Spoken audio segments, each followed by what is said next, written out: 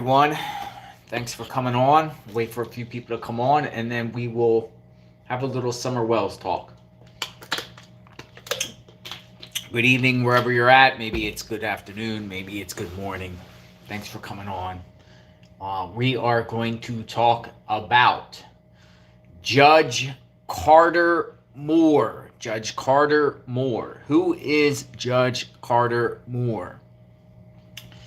Judge Carter Moore is the judge who sentenced Ronnie Lawson's son, Brandon Lawson, to, I would say, a light sentence of 1 year in jail for 4 counts of attempted aggravated sexual battery. We've all been outraged for the last week and a half, week about, Ronnie Lawson and how could Brandon Lawson get a lenient sentence. How could he get a slap on the wrist? But we haven't heard much about the judge who sentenced him. So I looked up the judge and I got some interesting stuff about this judge, Judge Carter Moore. So newspaper articles with Brandon when he got sentenced, he got a special judge that came in, and the special judge sentenced him to 20 years in prison. 19 of those years suspended. 1 year he has to serve in the county jail and register as a sex offender for life. Now, that's a pretty harsh sentence.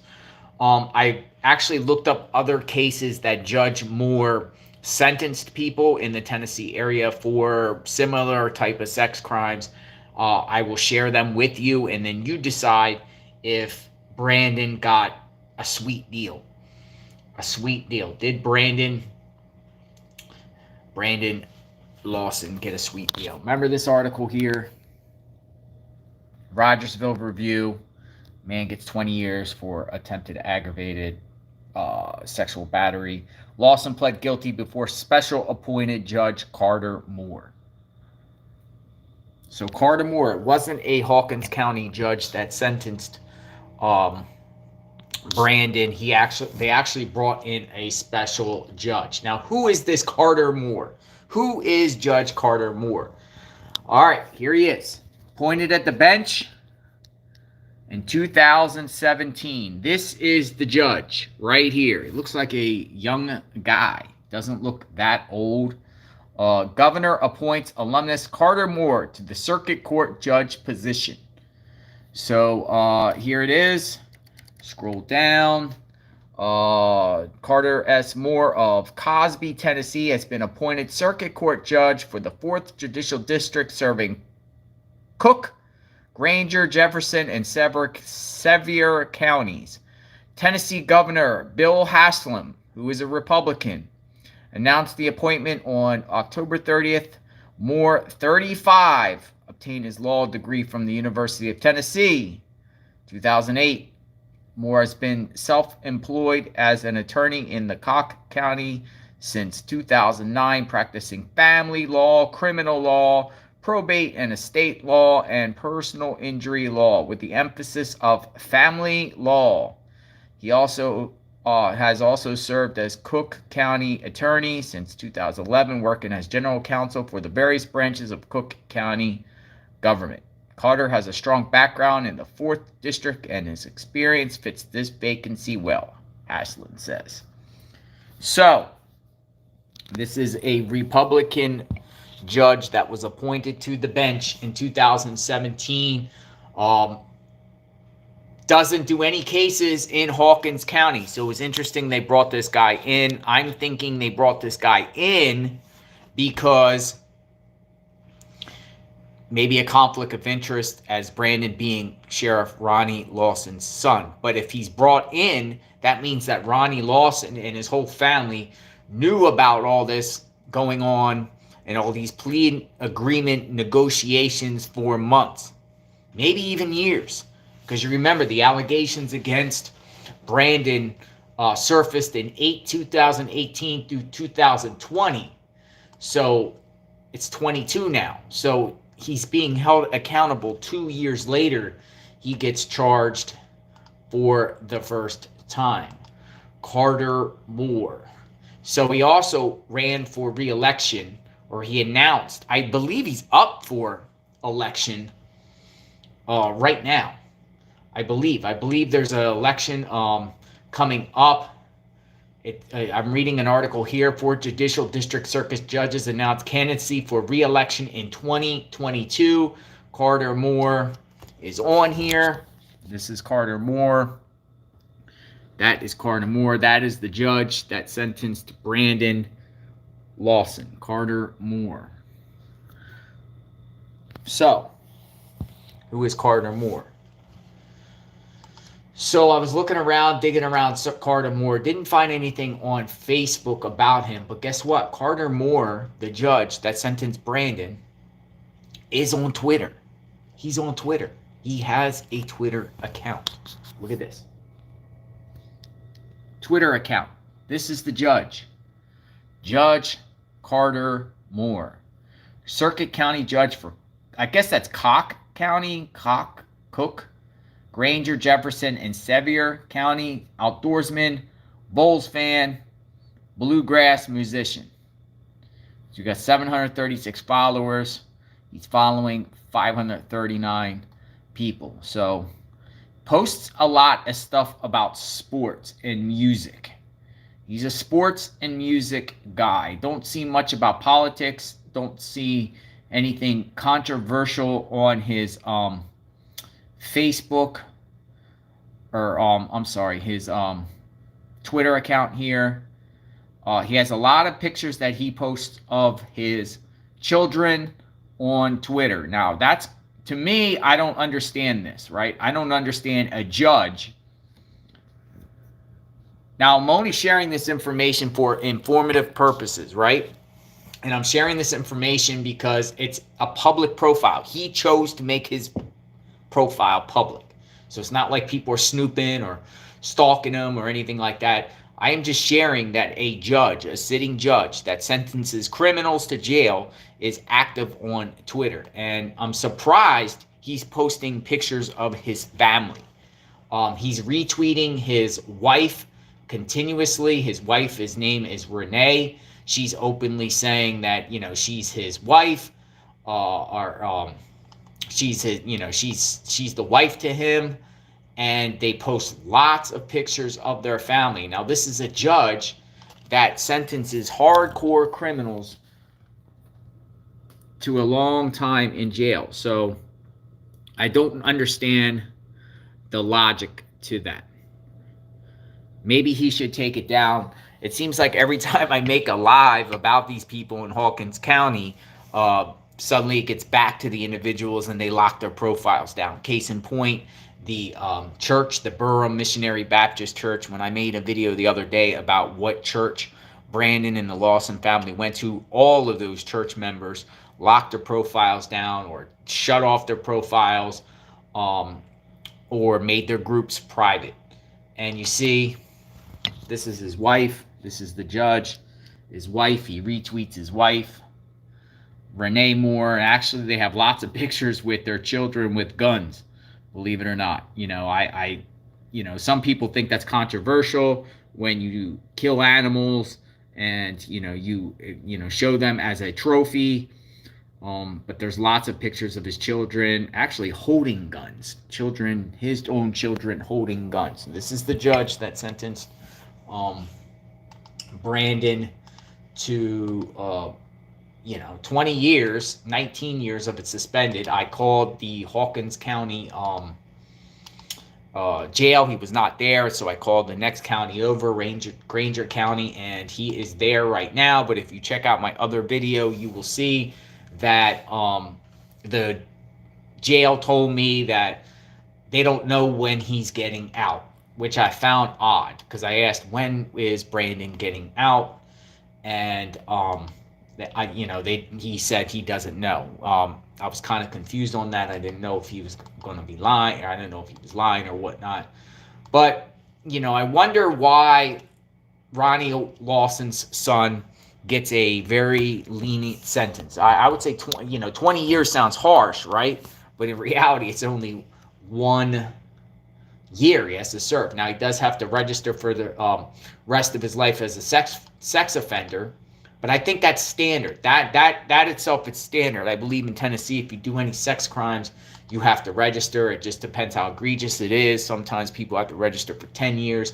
Sometimes people have to register, for 5 years, and then other people, lifetime, right? But there's been articles out last year, and this is why I'm wondering why he got a short sentencing, right? There was a bill in the Tennessee legislature that was created last year called the Truth in Sentencing Act. The Truth in Sentencing Act. And I'm going to show you this article. This was from 2021. Tennessee General Assembly passes the controversial Truth in Sentencing legislation, right?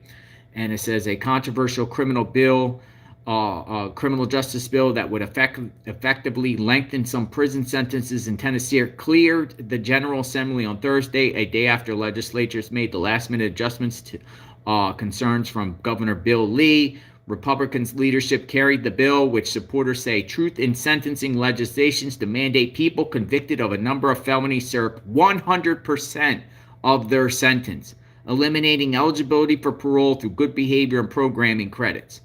The legislation sparked strong pushback from criminal justice advocates who warned that the bill could balloon prison populations, right?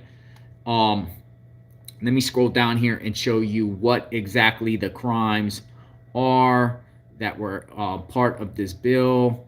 Bear with me. I'm going to find this, but they list the type of crimes that would be subject to this 100%.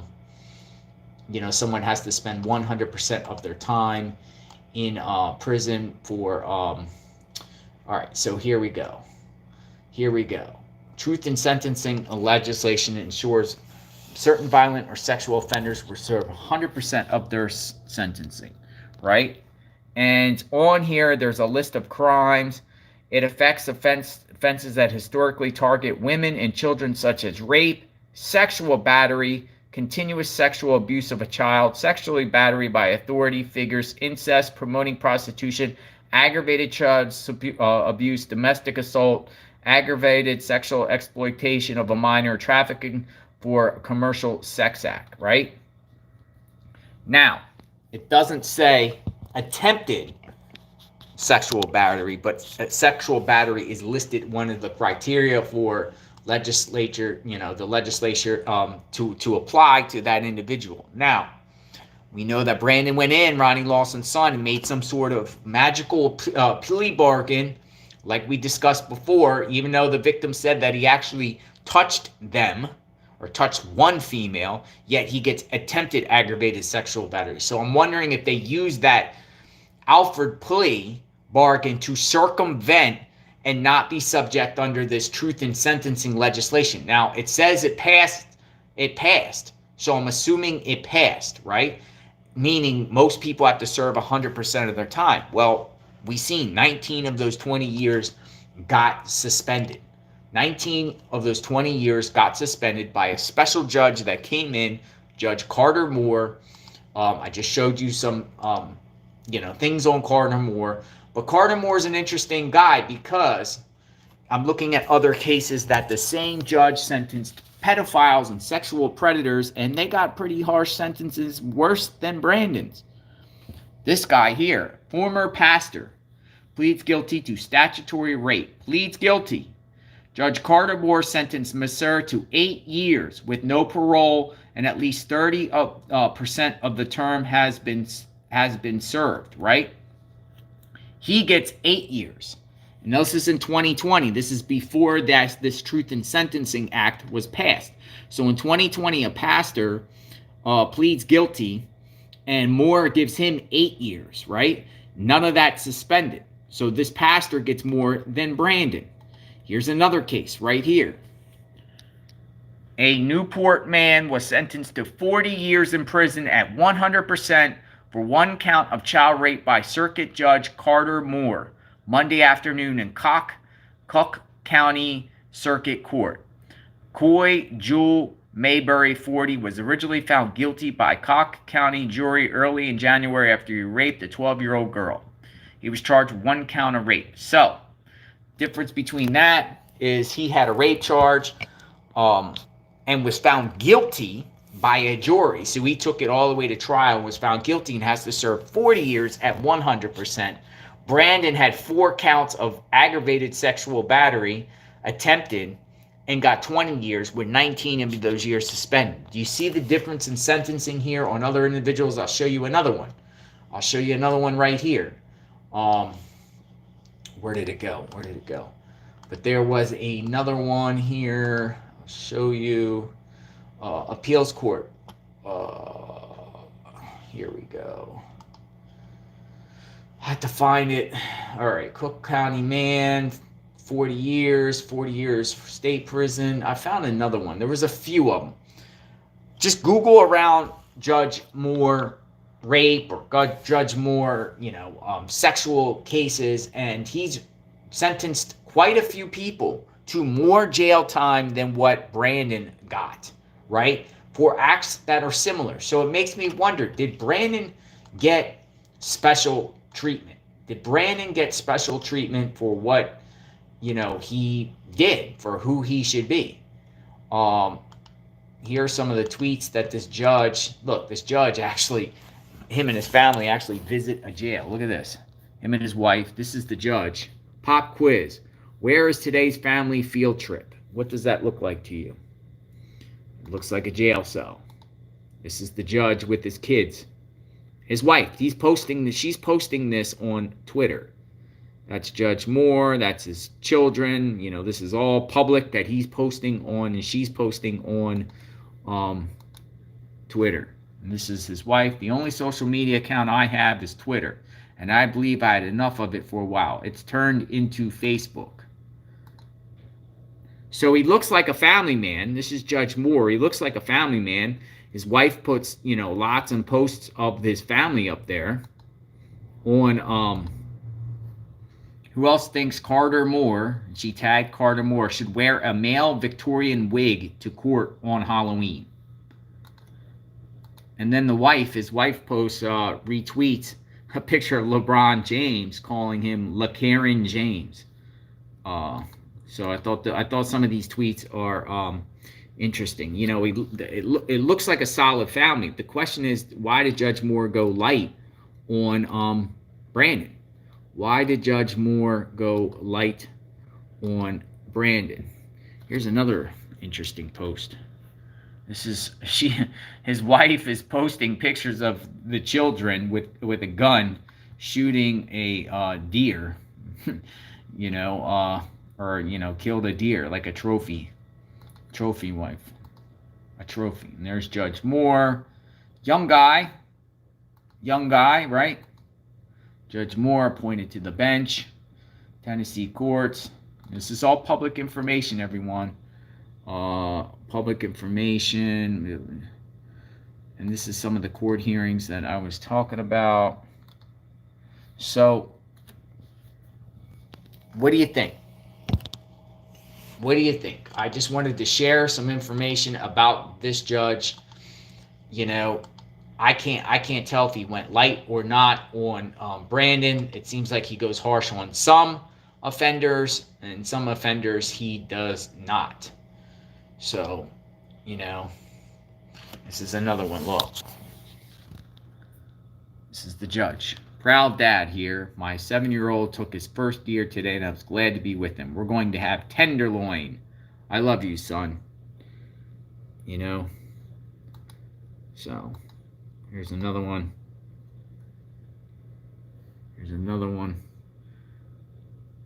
Says he can't wait until some silly teenage boy thinks he's going to show his girl how to hunt. All right, so should the outrage be towards Ronnie Lawson? Should the outrage be towards the court system? Again, I wish Ronnie Lawson would come forward and explain how long he knew about his son, doing things to children. Maybe Ronnie Lawson, the sheriff, should step down. People are, angry at Ronnie Lawson. Rightfully so. I'm angry. I'm angry that this guy, Ronnie Lawson, is supposed to be helping children and trying to, solve cases in his county, and then his own son preys on minors and, gets his sentence, which some feel that was a light sentence, that's the judge. Wanted to share the judge. Now tomorrow, all their accounts could be gone. So, you can screenshot what you want. Go look now. It's all public information. Just sharing who this judge was that sentenced Brandon to a light sentence. Now, will Brandon get out? I looked at the arrest sheet or the sentencing sheet that came out. People were posting that, and it says that he has to serve 30% of that time. Now, I'm just wondering, 30% of that 1 year, what does that mean? Does he even get out earlier than, that 1 year? Stay tuned tomorrow. Okay, so I found another really disturbing connection, right? With some players involved on the Summer Wells side, advocates for Summer Wells connected with Brandon's people. And there's a connection here, and I'm going to be putting that together tonight. And then I will be back tomorrow night to share this. But this one is kind of disturbing too, because it's individuals that we know about. If you've been following the Summer Wells case, individuals that are centered around this case. And it's just, it goes down that rabbit hole that I, went down the other night with people connected to people. And it just seems like this whole county is like everyone is connected in a way. Everyone knows everyone, and everyone has some sort of dealings with everyone at one point or another, and it makes me wonder, will Summer Wells ever get justice in this case? Will Summer Wells ever get the justice that she deserves? Will there be held accountable? Are there many people involved with this case? I still think Don and Candace Wells are involved, right? But it's just weird that you got all these unusual suspects and creepy, shady people centered around people that we should trust. Case in point, next door neighbor of Don and Candace Wells, Donald Scherfle, correctional officer, former correctional officer at the Hawkins County Jail, firefighter. We just heard about his son sentenced to prison for child porn. So it's people around the Wells that are doing evil things, including the Wells himself. Don Wells' own son is a sex offender, a registered sex offender. It's just sick and bizarre, and it just muddies the waters here.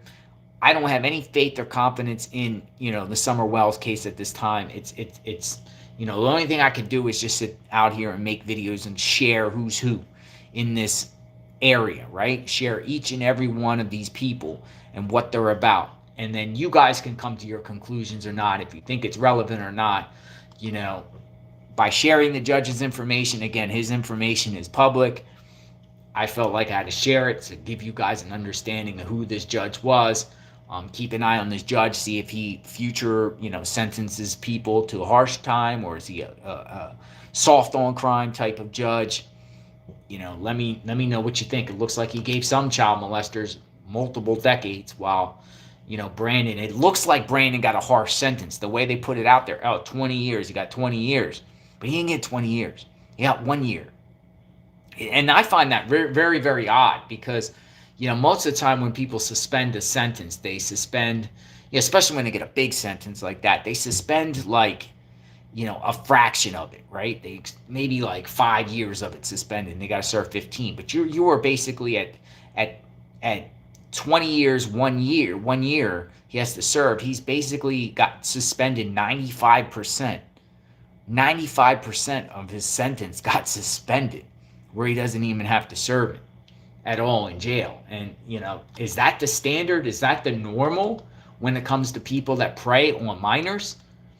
Now, the victims in this case, according to the newspaper articles, say that, they agreed to a plea bargain or whatnot. And it's scary too, right? It's scary. My thoughts on is, if someone is ever held accountable for what they did to Summer, will they get a lenient, slap on the wrist too? Like, if Summer's body is found, would the people held accountable, whoever's involved, they make a plea bargain to plead down to some less charge because the prosecutor is incompetent or the police department just doesn't have, the ability to charge them with first degree murder or second degree murder? Would it be just like a minor charge of abusing a corpse or obstruction of justice or something like that, which would give somebody maybe a 10-year sentence? Which is still a long time, but considering, killing or doing something evil to a child and getting 10 years would be a slap on the wrist.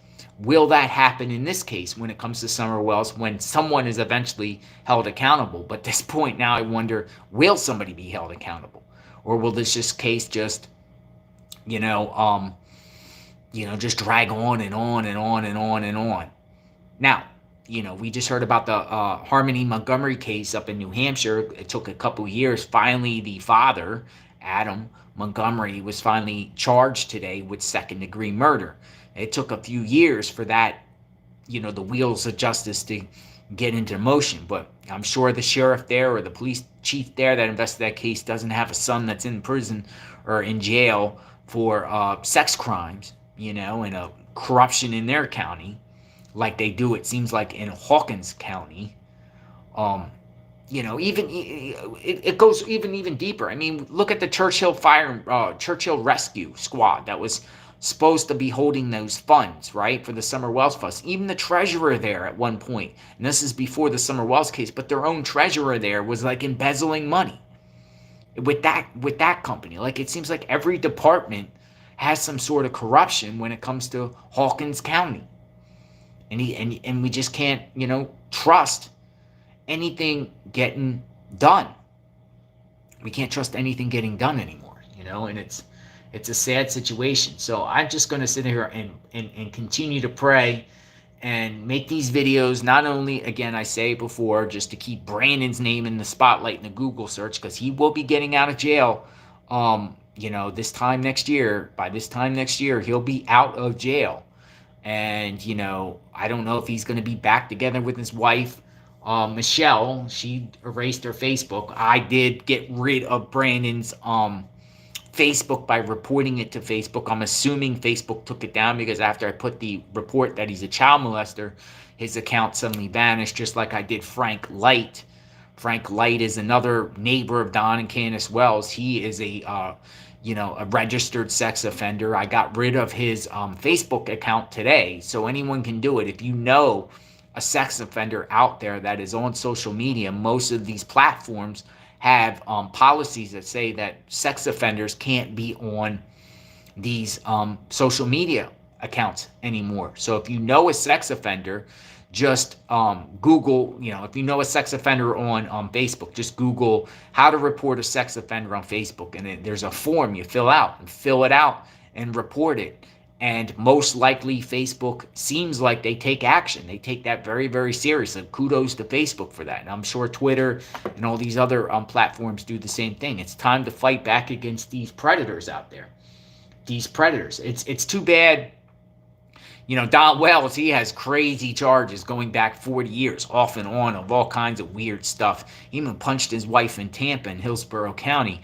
Too bad it only qualifies for sex offenders, not just like evil, violent crimes or whatnot, because then we could report Don Wells' accounts and he could get booted. Even Candace Wells, because Candace Wells has, crimes against the CPS, putting the shotgun to the CPS's head when they came and tried to take her children in Wisconsin, in Burnett County, way back years ago.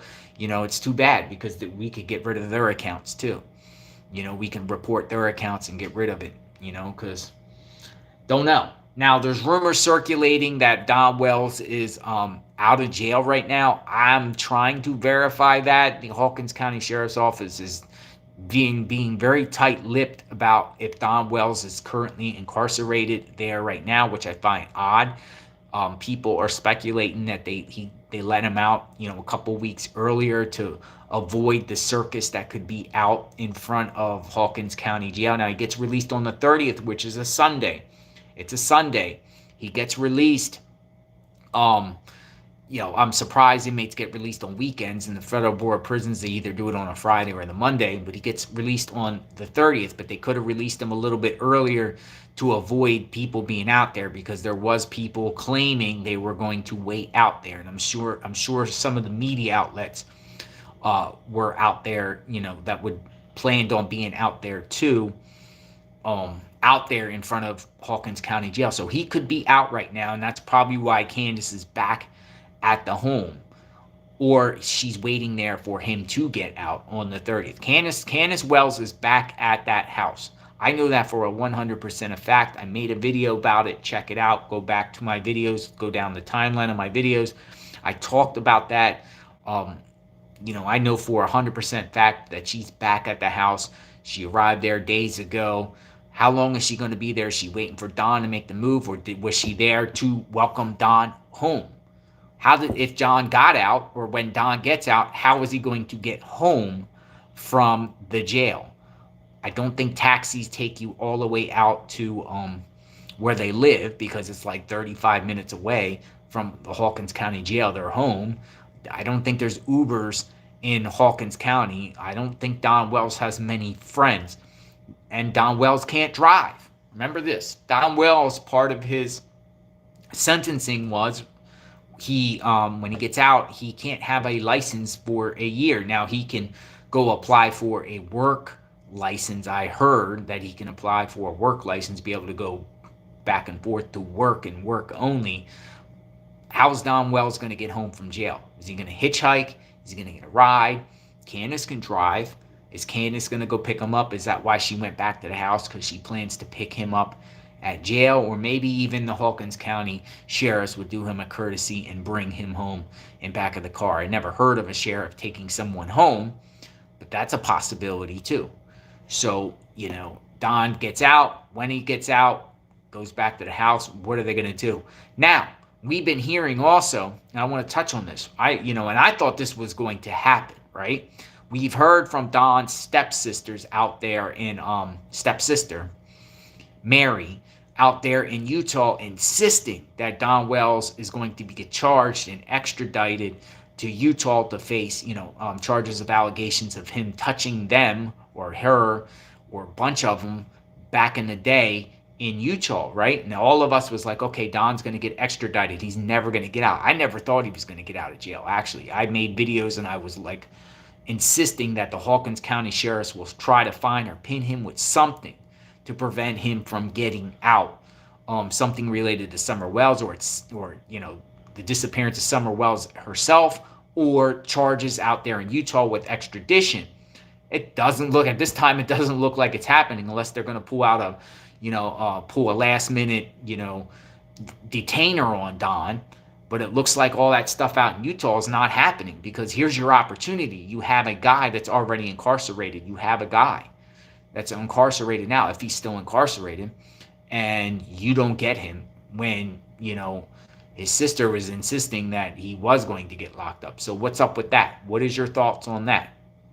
What is your thoughts on Don Wells not going to Utah when everyone thought he was going to go to Utah? Will he ever be held accountable for stuff out of Utah, or was that just a bunch of nonsense? I actually contacted Utah authorities, and they did say in Roy, Utah, he is under investigation. They told me that in writing when I did a public records request. There is an investigation on Don Wells in Roy, Utah, but are they going to act on it? Or is they just going to say statute of limitations ran out? Or, it's a non-extraditable offense. We'll just wait till he comes to Utah. What's going on? What's going on with that? But it doesn't look like Don Wells is going to Utah. So it does look like he's going to get out. Or if he could be out now. If anyone can verify this in any way, if you got sources or whatever like that, or if you know for sure, please email me. I'll leave my email in the description of the video, in the comment section, and you can send me an email.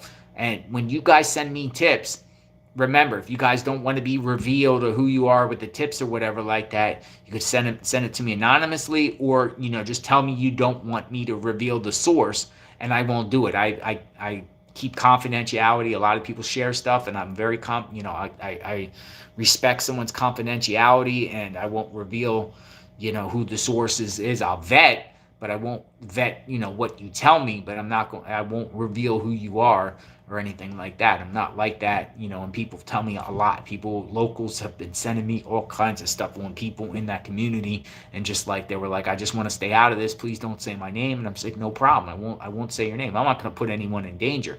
Matter of fact, I did a video on one of Don Wells's neighbors, Roy, that lived in the area behind, on Ben Hill Ben Hill Road, the Roy that got in a fight with Fred Hill.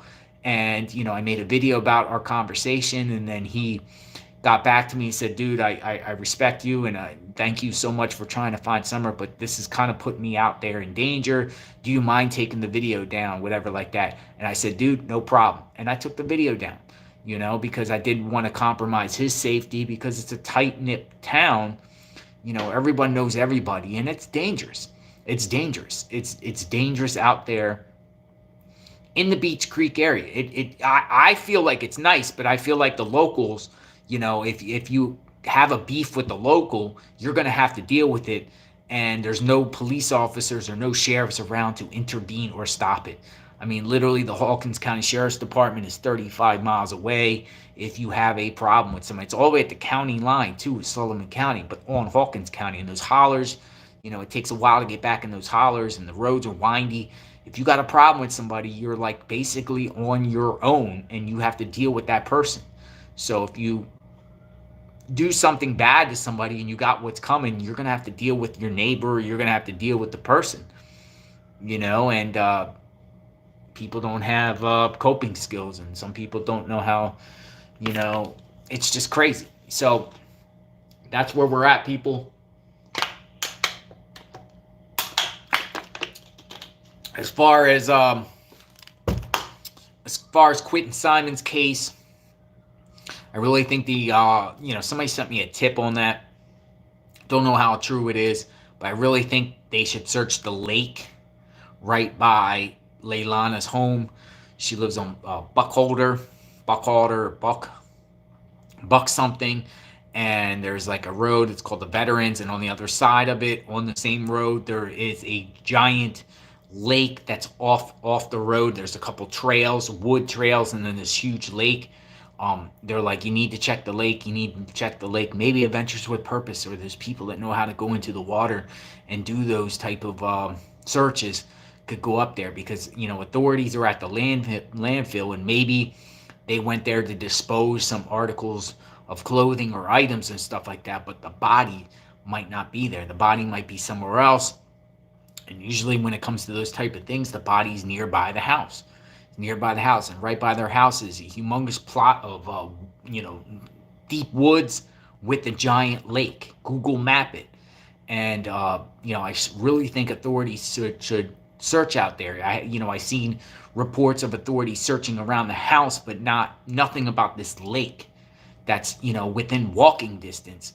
It's like a half mile from their home, and you have a 20-month-old baby that's very small, and you could just dispose of somebody out there around that lake, or in the lake, or nearby the lake, or there could be fires out, campfires out there, fire pits, and I don't want to be gross or sound gross, but maybe authorities should try to think outside the box here, and go back to areas around their homes, like the ponds.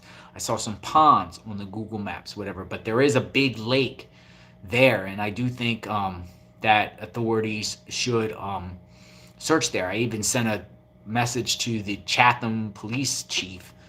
I think his last name is Healy or something. Let me see. Chatham police chief, CHATHAM police chief. What was his name? I sent him an email.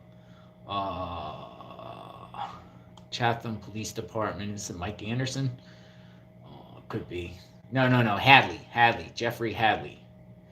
Yeah, so I sent Jeffrey Hadley a message, but he doesn't respond. So if they don't want to respond, then I'm going to have to start sending them Freedom of Information Act requests. So by law, they would have to respond. That's what you also could do, too. If you ever send any department an inquiry on anything and they don't respond to you, You could compel someone to respond to you by filing an open records request. So if they don't answer you just by asking someone a question, put it in a question form, or put it in a, hey, this is under the Freedom of Information Act, open records law, whatever the case. Each state has one, and say, I am asking for the following records and blah blah blah. They have to at least respond to you when you send that, so they see what you're asking for. They might not give you the records, but they will. Yes, Hadley, Jeffrey. What is his name? Jeffrey M. Hadley. Yeah, that's the police chief. I sent him a message. He didn't respond. So I'm going to have to send him a records request next to see if this guy responds to me. And every state is different, of course. Tennessee is one of these problem states where Tennessee won't give you the records unless you're a Tennessee resident, which I find that's ridiculous, especially if you're part of the media. You would have the right to know these records.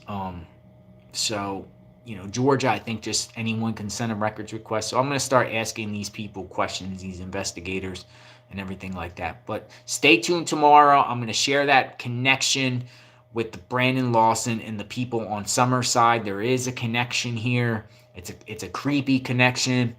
It's odd. It's dealing with the churches. It's bizarre, right? I'll just leave it at that. I'll come back on tomorrow night, 8 p.m. Eastern. Thanks for viewing. See you guys soon. Justice for Summer Wells. I'm going to get some sleep. We are Summer's Army, all of you. I appreciate all of you for caring for Summer. We're not going to give up on Summer. We're going to keep her name in the spotlight. That is the goal here. Everyone have a good night. If you're just waking up, good morning. Have a great day. Have a great Tuesday, everyone. I will see you tomorrow night, 8 p.m. right here. Subscribe. Hit the notification button. See you guys soon. Have a great night.